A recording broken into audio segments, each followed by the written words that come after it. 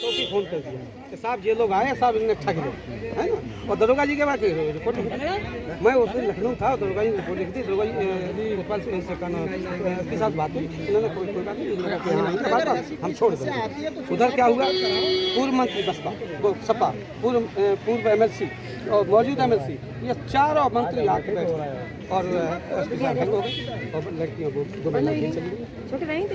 छोड़ दो, SP साहब भी तैयार थे कि यार छोड़ देंगे, कोई बड़ा काम नहीं, आप लोग अच्छा काम कर रहे हैं। पिछली बार का है, 3 साल हुए कोरोना से पहली बार। जेल का किसी की महिला को जेल का कटवा दिया, ठीक है, चलिए कोई बात नहीं, समस्या नहीं आएगी। अच्छा, हम जो कागज जाते हैं पब्लिक में वो हम आपको दे देंगे, आप उसको ऐसा करिए कि उसको देख के सबका सर्वे करना चाहिए कि ये लोग जो कह रहे हैं पब्लिक में जाके कह रहे हैं गलत कह रहे हैं, सही कह रहे हैं। जहाँ गलत हो हमें बता दीजिए ये गलत है, उसको सुधार दिया जाएगा, लेकिन ऐसा नहीं जी आप भी लेके आएंगे ऐसी कोई शिकायत तो ठीक है, ज्ञापन देगा हमारे ज्ञापन। चलिए भाई, धन्यवाद। अच्छा, जिंदाबाद,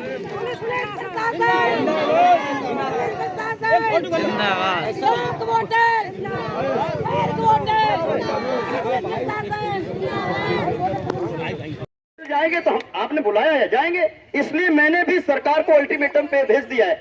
हमने पिछली बार 30 जनवरी 2019 को, वैद्य जी हमारे गुरुजी इस बात के गवाह हैं, ये जो किसान सम्मान निधि 6,000 रुपए साल में आई है, इसके लिए 20,000 लोग इकट्ठे हुए थे फतेहगढ़ सेंट्रल जेल के लिए, जेल भरो आंदोलन किया था और केवल एक दिन आंदोलन किया, एक दिन बीच में बीता, दूसरे दिन 6,000 चालू हो गया था। 20,000 लोग गए थे 30 जनवरी 2019 को। 30 जनवरी के बाद में 31 जनवरी गई, 1 फरवरी गई और 2 फरवरी के दिन पूरे देश के करीब 12 करोड़ किसानों के लिए 6,000 किसान सम्मान निधि साल में मिली। ये है वोटर्स पार्टी इंटरनेशनल के संगठन की ताकत। और अब केवल गुजारा इससे नहीं होना है, हमने फिर से एक अल्टीमेटम भेज दिया है कि हे माननीय प्रधानमंत्री, देश के यशस्वी 56 इंच वाले, तुमसे बड़ा कोई ताकतवर नहीं है, तुम ही भगवान हो, तुम ही सब कुछ हो।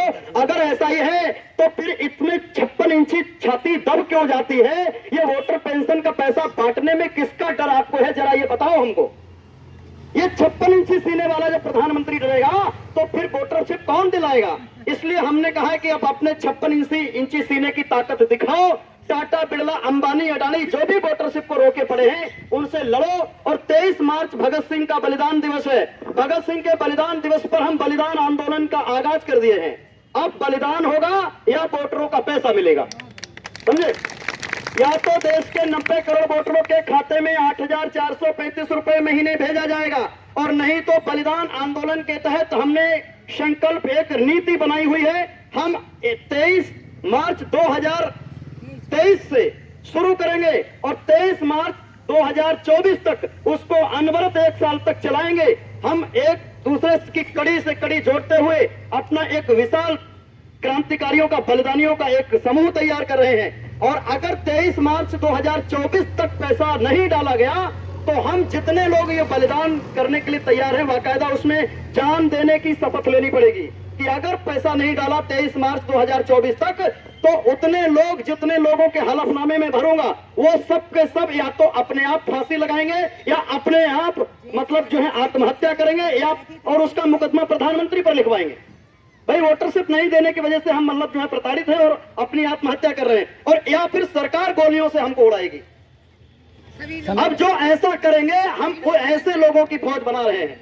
इसमें मैंने सरकार को लिख के भेज दिया है। उसके जल्दी ही विश्वात्मा जी का कल जन्मदिन का कार्यक्रम है, 12 तारीख को वो वहां बिजी हैं। उनसे हमारी बात हुई तो उन्होंने कहा हम सभी कार्यकर्ताओं पर मुकदमा कोविड अधिनियम के तहत पंजीकृत किया गया था, जिस पर हमारे जनपद के पुलिस प्रशासन के माध्यम से ये आश्वासन दिया गया है कि हम विधिवत ये कार्रवाई आपकी करेंगे और हर संभव सहयोग करेंगे। उसके लिए उनको धन्यवाद है। लेकिन ये धन्यवाद और आश्वासन ये हम न राजनीति करने आए हैं और न राजनीति करने का मौका भी देना चाहते हैं। हम धरती के लोग हैं, धरती पर काम करते हैं और ये कोविड अधिनियम के अंतर्गत जिस प्रकार से मैनपुरी जनपद में निंदा करते हैं, और निंदा के साथ हमने ये भी चाहा है कि हम, यदि जिला प्रशासन ने ये स्वीकार किया है कि वो गलत हुआ है, माफ किया, वो अब धाराएं खत्म की जाती हैं, उसके साथ ये भी हमने उसमें मांग की थी कि हम सभी कोविड अधिनियम के अंतर्गत महायोद्धाओं को, जब उत्तर प्रदेश सरकार, भारत सरकार ने महायोद्धाओं को सम्मान पूर्वक उनको सम्मान दिया है, तो हम उत्तर प्रदेश सरकार से ये पूरी कोशिश की है, लिखा पढ़ी के साथ की है कि जितने भी कोविड महायोद्धा थे उन सबको वोटर्स पार्टी इंटरनेशनल कार्यकर्ताओं को राजकीय सम्मान के साथ सम्मान दिया जाए। तो यदि हमारे जितने लोगों पर मुकदमे लिखे गए हैं उनको यदि राजकीय सम्मान नहीं दिया गया, और जिन लोगों को, जितनी संस्थाओं ने कोविड के अंतर्गत काम किए, हम राज्य सरकार के उसका सम्मान करते हैं, उन्होंने उनको सम्मानित किया है।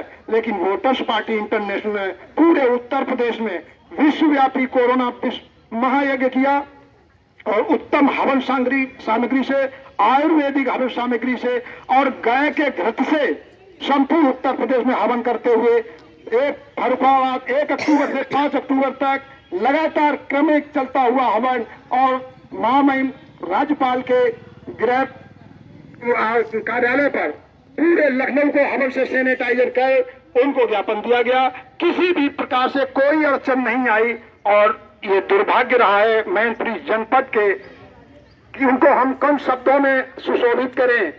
हम तो एक ही कहेंगे कि वो नादान थे, पढ़े लिखे थे, लेकिन मूर्खता पूर्वक उन्होंने जो कार्रवाई की उसकी घोर निंदा की जाएगी, और हमेशा जब तक इतिहास रहेगा उनकी इस गलत कार्रवाई का निंदा होती रहेगी। और आप सभी बहनों को, माताओं को बहुत बहुत धन्यवाद, और जिन जनपदों से लोग आए हैं, हमारे जाबाज कार्यकर्ताओं ने इतना साहस दिया है, उसके लिए भी सभी लोगों का धन्यवाद। और हमारे बीच में वोटर्स पार्टी इंटरनेशनल के प्रदेश जाबाज, हमारे बीच में हम सबके कानून विशेषज्ञ प्रदेश प्रशासन के लोगों को ये अकल आ गई कि अब वोटर्स पार्टी इंटरनेशनल वालों को अकारण परेशान करना भारी पड़ेगा। दूसरी चीज, मैं जनपद शाहजहांपुर से आया, 500 रुपए खर्च करके आया। ये 500 रुपए अगर इस तरीके के दोबारा कार्यक्रम करने को हुए, मजबूर किया शासन प्रशासन ने, तो जितने लोग बाहर से आएंगे उनका किराया भी प्रशासन और संसद से वसूला जाएगा। हमारे पास में पसीने की कमाई होती है, और हम वकालत इन अधिकारी कर्मचारी के बहन बेटी परिवार के लोगों के लिए भी कर रहे हैं। आज पार्लियामेंट में मुझे कोई बताए, ये नौकरी करने के बाद इनको लगता है कि नौकरी ही हमारा सब कुछ है। मैं जानता हूं कि अगर इनके बीवी बच्चों परिवार रिश्तेदारों के लिए अगर कोई लड़ाई लड़ रहा है, तो 1997 से लेकर आज तक केवल एक ही संगठन और एक ही व्यक्ति है, माननीय विश्वात्मा और वोटर्स पार्टी इंटरनेशनल, जिन्होंने भारत की संसद में मुकदमा जीत के, जिन्होंने मुकदमा लिखा हम पर, उनके बच्चों के लिए भी 8,435 मंजूर कराया, उनकी बीवी के लिए 8,435 मंजूर कराया, उनके परिवार के रिश्तेदारों के सब कुटुंब कबीलों के सबके लिए पैसा मंजूर करवाया। अरे मुकदमा लिखने वालों और लिखने का आदेश करने वालों, होश में आ जाओ, क्योंकि हम तुम्हारे ही मतलब सच्चा अगर कोई वकील तुम्हारा है जो तुम्हारे भविष्य और तुम्हारी पीढ़ियों के भविष्य को सुधारने की बात कर रहा है, वो सिर्फ और सिर्फ वोटर्स पार्टी इंटरनेशनल है। इसलिए इनका सहयोगी बनो, इनका सहयोग करो। और मैं इतनी बात और कह रहा हूं, मैं शासन से तो अभी बात, प्रशासन से कहा गया कि उन कोरोना योद्धाओं को सम्मानित किया जाए। एक कॉपी मुझे दीजिएगा जितने लोगों के नाम मैनपुरी में ये कोविड-19 का मुकदमा लिखा गया और वो कोविड से लड़ रहे थे।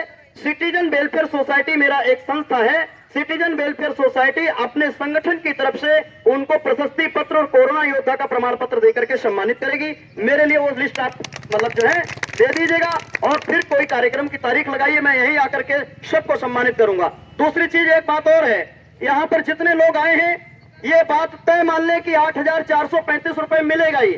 मैंने भी आज आपके यहाँ आया हूँ, आप पर कर्जा चढ़ा के जा रहा हूँ। भाई आपके मैनपुरी में मैं आया तो आपको मेरे शाहजहांपुर में भी जाना चाहिए कि नहीं? सही है कि गलत? पक्का?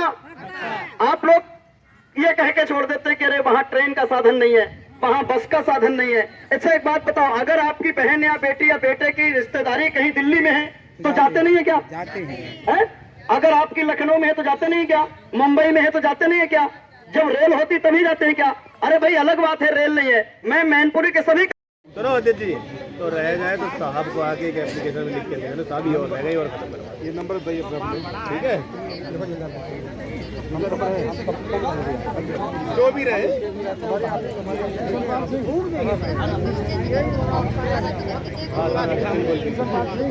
ऐसा है, कल आके जो हमारी ये कोतवाली कोई कागज ना हो तो कल पकड़ा दो, कोई कागज ना हो अभी तो कल हम फिर मिलेंगे आपसे।